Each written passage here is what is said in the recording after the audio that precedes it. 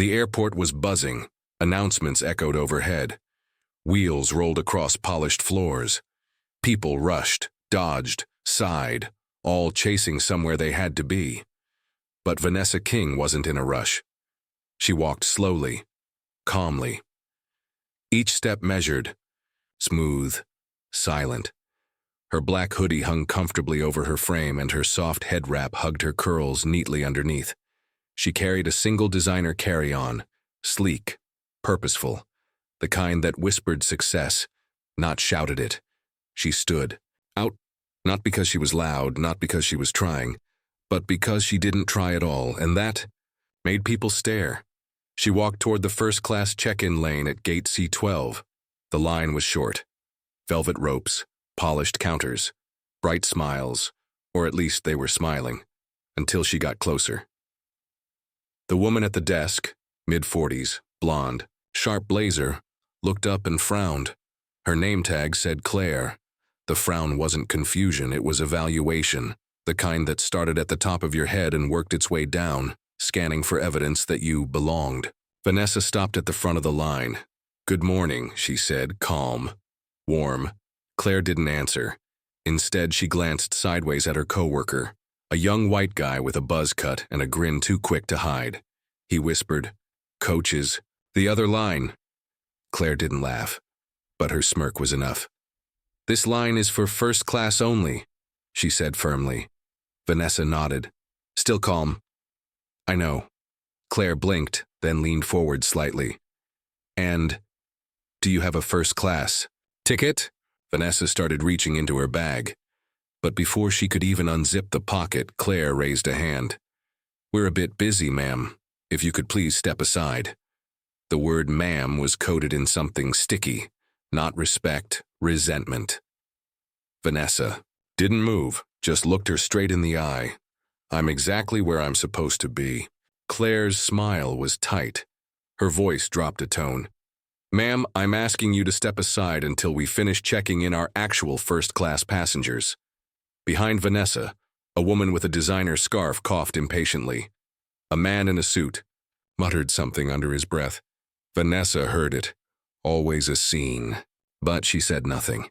She stepped 2 feet to the side. Not out of the lane, not into the crowd, just enough to wait. She stood there, eyes forward, hands folded over her bag.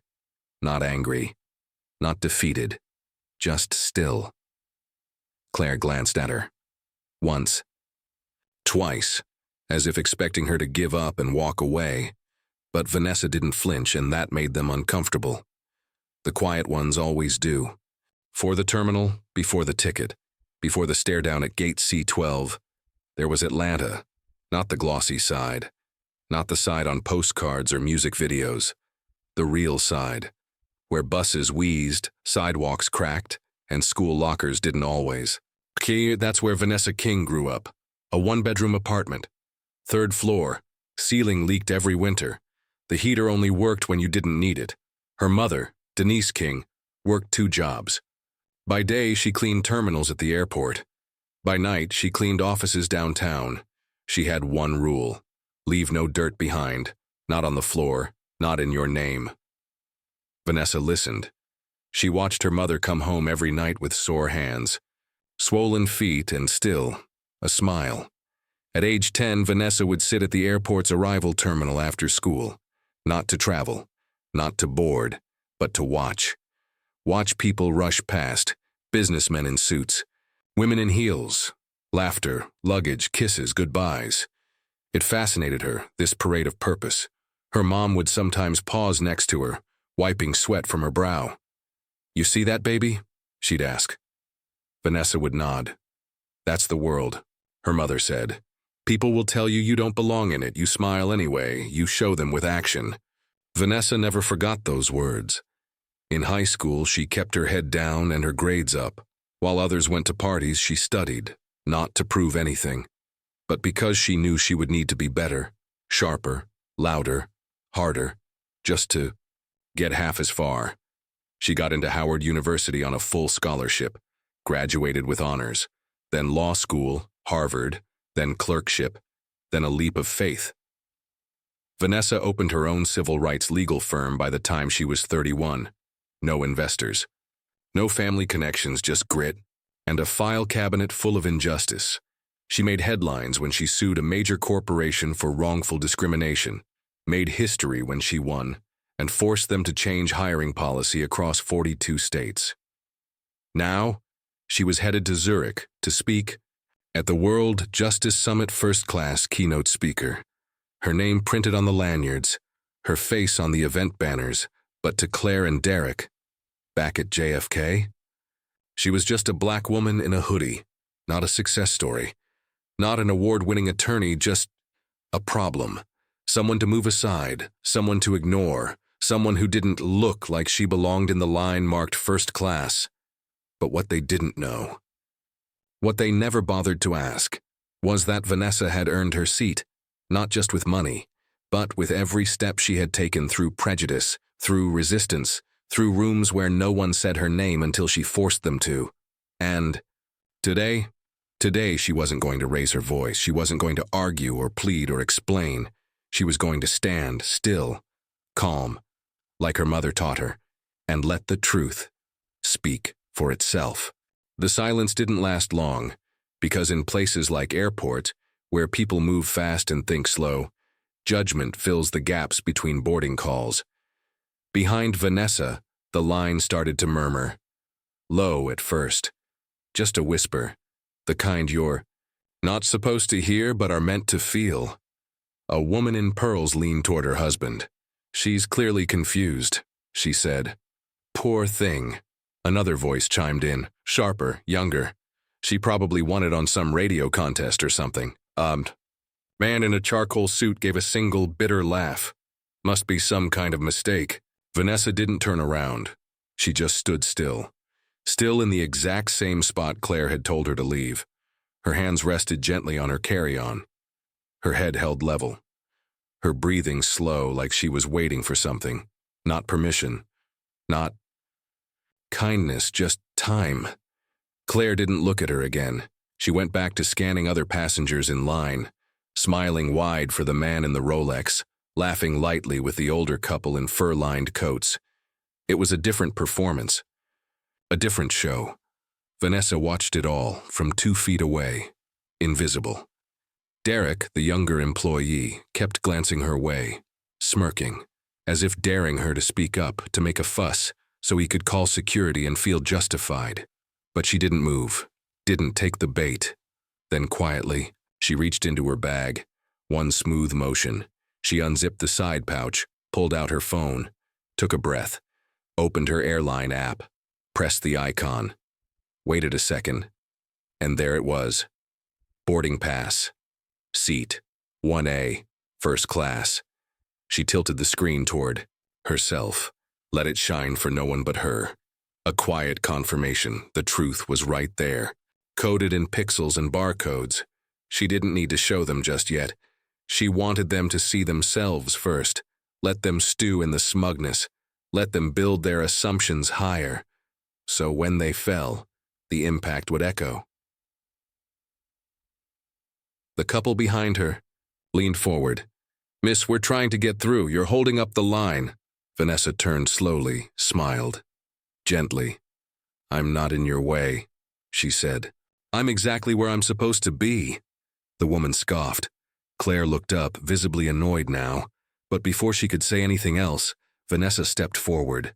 Not toward Claire, not toward Derek, but toward the check-in desk to the left.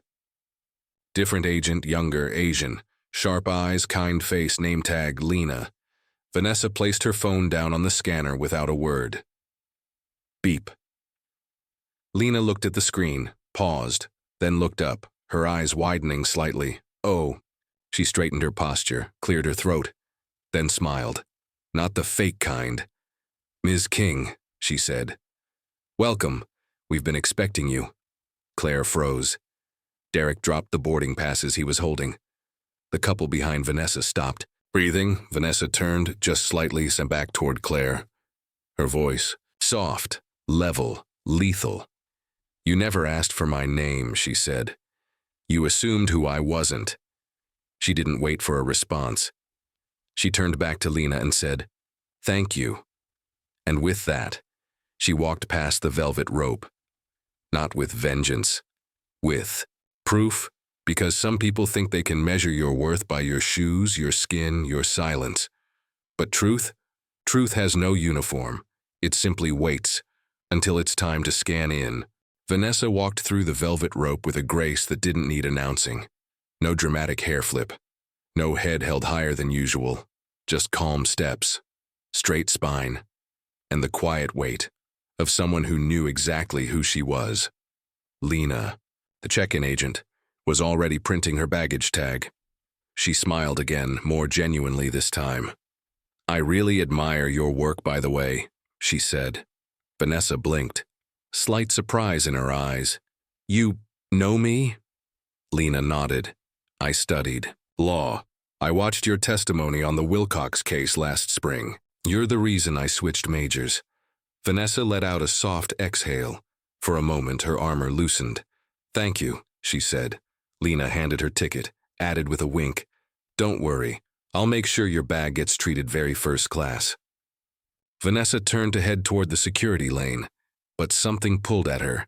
Not anger, not pride, just unfinished business. She stopped, turned back, and walked, slowly, deliberately, to the original counter. Claire was pretending to be busy, now eyes glued to a computer screen that wasn't on. Derek fumbled with a stack of boarding passes, his fingers stiff, his face suddenly pale. The couple from earlier watched in frozen silence. Vanessa didn't raise her voice. She didn't curse, didn't insult. She just stood there one step in front of Claire, calm, grounded, and said, "You never asked for my name." Claire looked up. Vanessa continued, "You didn't ask to scan my ticket. You didn't ask where I was going. You didn't even ask if I needed help." She paused. "You just assumed I didn't belong." Claire opened her mouth, closed it, then finally forced out a brittle, I'm sorry." Vanessa nodded slowly. "I'm sure you are." Another pause. Then, "I'm not here for an apology. I'm here so the next person doesn't have to swallow what I did." Claire blinked, eyes glassy now. Vanessa leaned just slightly forward, still gentle, but unwavering. "This uniform you wear? It's supposed to protect people's dignity, not pick who gets to keep theirs. You may not remember me after today, but you'll remember this moment." And with that, she turned and walked away. She didn't look back. She didn't need to. Some lessons don't land in the moment. They echo later, in silence, in memory, in the feeling of a moment you can't undo. As Vanessa entered the security line, Lena waved from the desk. "Have a safe flight, Ms. King." Vanessa smiled. "I already am. Because real power, it doesn't shout. It doesn't strike back, it simply moves forward undeniably." The waiting area near Gate A3 buzzed with casual energy. Laptops open, phones charging, suit jackets draped over carry-ons, families, first-time flyers, and well-traveled elites all waiting for their turn to leave the ground. Vanessa took her seat, near the front, right by the window. Her gate number had a small sign next to it, Priority 1. She crossed one leg over the other, opened her book. Didn't read. She was too aware of the silence building behind her, the kind that grows, not from awkwardness, but from realization. Derek was standing behind the gate counter pretending to reorganize lanyards, but his eyes weren't on the tags. They were on his phone. He had just typed into Google, "Vanessa King Attorney Civil Rights," and the search results hit like a wave. Vanessa King wins, $14 million civil rights case. Harvard Law graduate. Reshapes workplace discrimination policy. Vanessa King to speak at World Justice Summit in Zurich. His mouth opened slightly. He turned to Claire. "She's that woman." Claire looked up from her paperwork. "What woman?" He tilted the phone toward her. The headline glowed, and so did her face. Except this glow wasn't pride, it was shame. Back in the seating area, two passengers whispered, "Is that really her? I thought she looked familiar." A third pulled out their phone. took a quiet photo, and suddenly the same people who didn't want her in line now couldn't stop staring. But Vanessa? She didn't move. She wasn't performing, she wasn't proving, she was just waiting to board, like any other first-class passenger. Then the intercom clicked on. Ladies and gentlemen, we're now pre-boarding Flight 717 to Zurich. At this time, we'd like to invite our first-class guests and premium members to board. Vanessa stood, straightened her jacket, grabbed her carry-on, walked forward, and this time, no one stopped her. No one questioned her. No one asked, "Are you sure you're in the right line?" Because the room finally realized she was the line. She scanned her boarding pass. Beep. The gate agent smiled nervously. "Welcome aboard, Ms. King." Vanessa nodded politely, then stepped through the tunnel. One step, then another, and with each one she left behind doubt, dismissal, disrespect. Claire and Derek stood behind the gate desk, silent. The screen above them still flashed boarding group 1, but they both knew they hadn't just misjudged a customer, they had tried to shrink a legacy and failed. Inside the aircraft, Vanessa found her seat. 1A window, spacious. A glass of champagne already waiting, fresh linen. A smile from the flight attendant. She sat down slowly, looked out the window, and thought, the view's always different when they stop trying to push you out of the frame. The cabin of first class felt like another world, soft jazz playing overhead, leather seats that reclined like clouds, flight attendants moving like dancers, smooth, practiced, precise. Vanessa settled into seat 1A, near the window. She didn't pull out a laptop, didn't check her phone. She just breathed. A slow inhale, then a long exhale, the kind you only let out once you're finally away from the noise you didn't create. She took a sip of her champagne, cool, dry, quietly triumphant.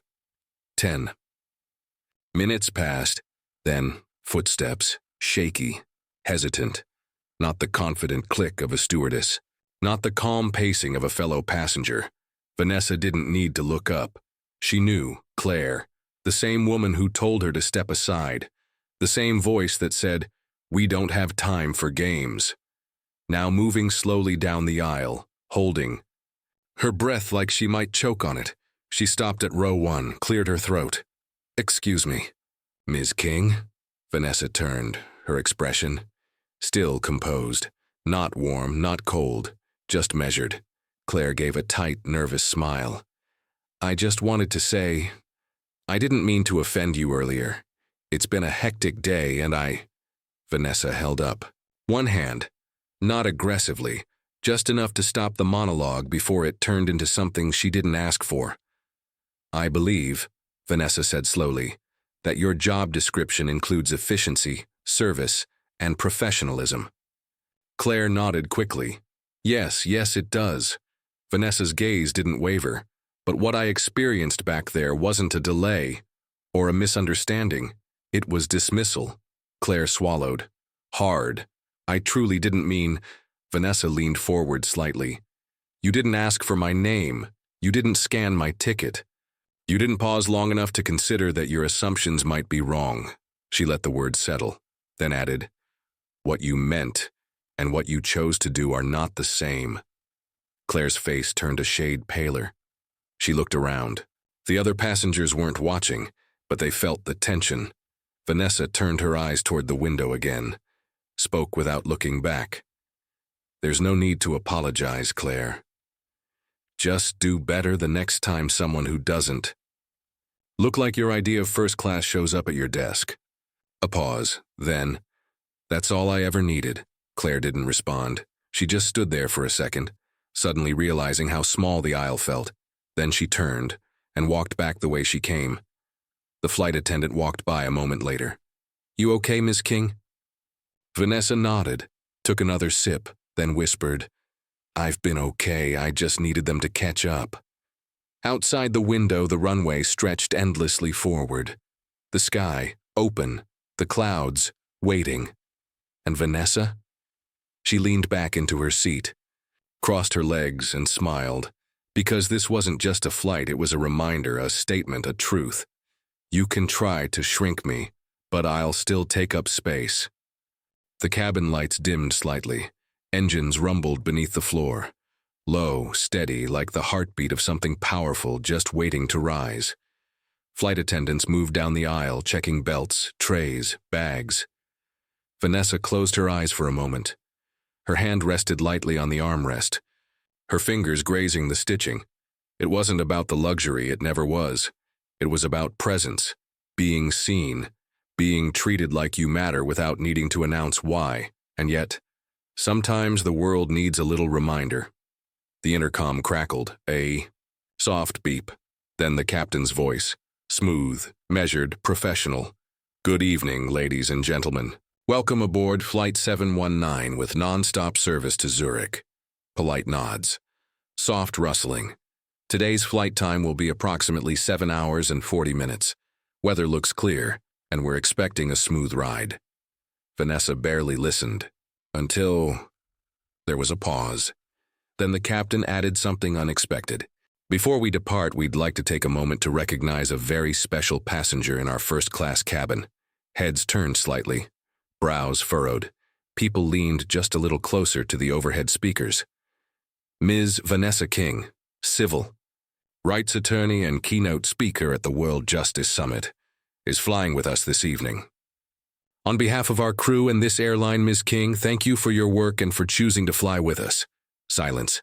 Then a single clap. Then another. And suddenly the first-class cabin erupted in applause. Soft, respectful, but impossible to ignore. Claire, standing near the galley, went still. She hadn't known, she hadn't cared to know. And now everyone knew. Derek, still by the front service area, looked down at the iPad in his hands. He couldn't meet anyone's gaze. He couldn't meet his own. Back in 1A, Vanessa opened her eyes, didn't smile, didn't wave, just nodded once. Graceful, grounded. She leaned slightly to the side and whispered to the woman in 1B, an older traveler who'd been quiet until now. The woman smiled. That was for you? She asked, eyes wide. Vanessa nodded. The woman reached out and gently touched her hand. Well, it's about time they started clapping before we land. Vanessa chuckled softly. Sometimes, she said, you have to fly above the noise to be heard at all. The plane began to taxi, the engines rose, the runway blurred beneath them. And as they lifted off, cutting through clouds, leaving judgment far behind, Vanessa sat still, eyes on the horizon, head high. Because she wasn't just on a flight, she was on a mission, and the world was finally listening. 35 minutes into the flight, the cabin had settled into a gentle hush. Trays down, shoes off, blankets pulled over tired knees. Outside the window, the Atlantic stretched like an endless sheet of ink. Inside 1A, Vanessa sipped warm tea. She hadn't spoken since the announcement, not because she didn't want to, but because silence felt like a reward, one she'd earned. Then softly from the seat beside her, Ms. King. Vanessa turned, the woman in 1B, silver hair, pearl earrings, calm eyes, smiled.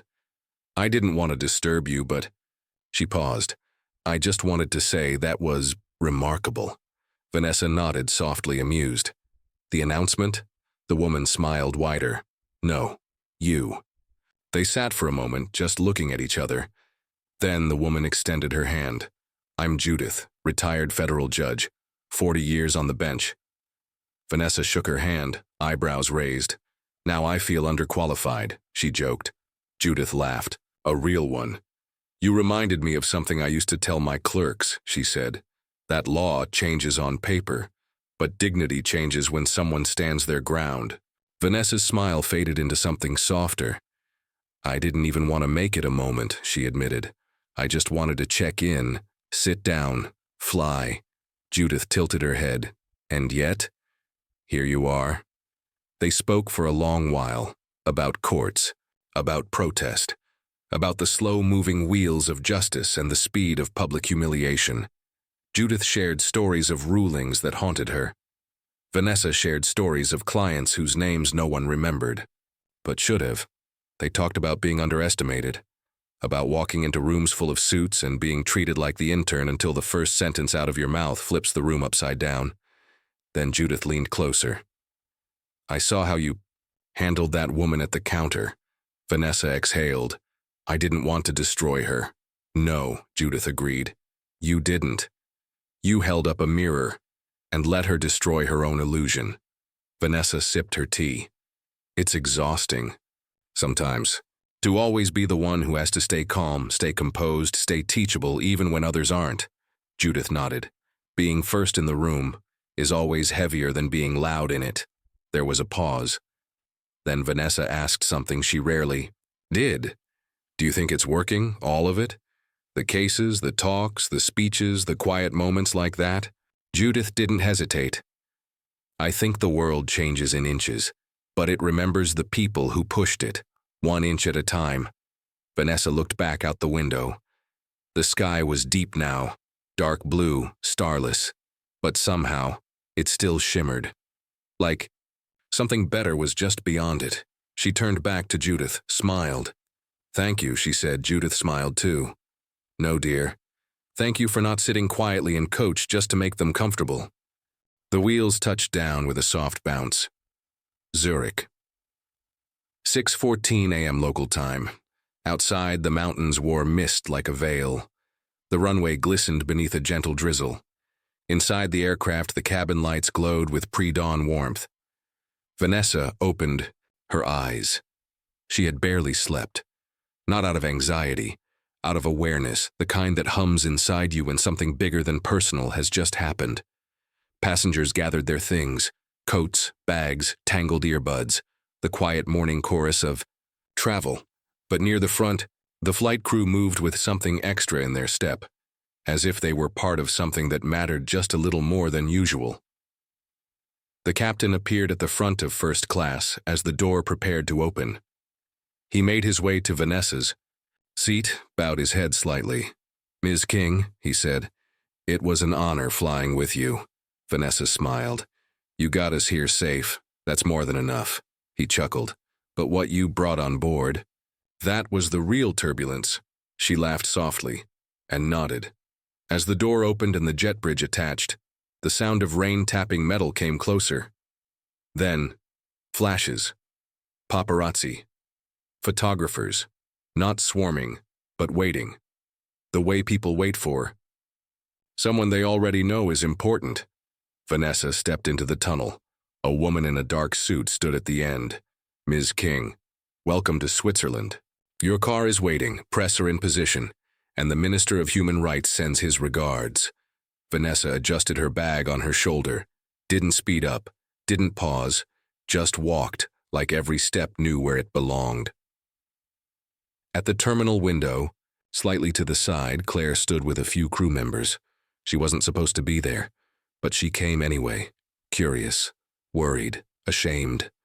She watched Vanessa emerge from the tunnel, watched the cameras flash, watched the black car door open. Sleek, diplomatic, reserved for real people of power. And in that moment, Claire understood, not just that she had been wrong, but that she had been lazy. She hadn't judged Vanessa based on her actions. She hadn't even judged her based on her clothes. She had judged her because of something so baked in. She didn't even notice it anymore. Until now, Derek appeared beside her. "Is that her driver?" he asked. Claire shook her head slowly. "No," she said. "That's her moment." Vanessa stepped into the back of the car. The door closed softly. Tinted windows, black paint glistening in the rain. Wheels that didn't just roll, they arrived. The car pulled away. No sound, but all the noise was left behind. Inside the terminal, Claire watched until the tail lights disappeared. She didn't say a word, for once. She listened. The auditorium was silent, but not empty. Over 2,000 people sat in rows of polished wood and velvet seats, their eyes fixed forward. Livestream cameras glowed. Translation headsets clicked into place. Microphones hummed quietly under the weight of expectation. This was the World Justice Summit, and in exactly 1 minute the woman whose name was printed on every banner, every program, and every headline would walk onto that stage. Backstage, Vanessa adjusted her blazer. Nothing flashy, simple, clean, commanding. She stared at her reflection in the mirror for a beat longer than usual, not to check her makeup, but to center herself. Because this moment, it wasn't about the ticket or the terminal. It was about every room she had ever been told she didn't belong in. And the fact that she walked in anyway. A soft knock at the green room door. "Ms. King, we're ready." She nodded, stepped into the hallway, walked slowly, each step echoing louder than applause. As she took the stage, the lights rose, not harshly, but warmly, like the sun after a long storm. The audience stood, not wildly, not with cheers, with respect. Vanessa stood at the center, took a breath, then spoke. "Yesterday, I was told to step aside. Not because I didn't have the credentials, not because I didn't have the right ticket, but because I didn't fit the picture someone had in their head of what belonging should look like." She let that hang, let them feel it. Discrimination doesn't always show up with slurs. Sometimes it's a smirk, a tone, a glance that glides over you like you're invisible. And when it happens, in airports, offices, classrooms, it doesn't just hurt. It shrinks. People. It makes us question our own space, our own worth, our own right to stand still and be seen. She paused, looked out into the crowd. But I've learned that power doesn't always come from volume. Sometimes it comes from stillness, from not stepping aside, from not explaining yourself to people who never earned your story. She scanned the room, then smiled. And when the world tells you to move, to shrink, to wait, to calm down, you have a choice. You can whisper okay, or you can say it with your presence alone. "I belong here, and I'm not leaving." The crowd didn't explode. It didn't need to. Instead, a quiet, collective inhale, like everyone had just remembered. Something they'd forgotten, their own right to take up space. Then, applause, strong, lasting, earned. After the talk, Vanessa stepped off stage, back into her world. But the world had shifted, not because she raised her voice, but because she raised the standard. She checked her phone, a message from an unknown number. It was from Lena, the kind check-in agent at the airport. It read, "Thank you for reminding me to look closer. I'll never assume again." Vanessa smiled, took a deep breath, typed only 2 words in reply. "Keep building, because justice doesn't always roar. Sometimes it just sits in seat 1A, waits, and lets the world catch up." The end.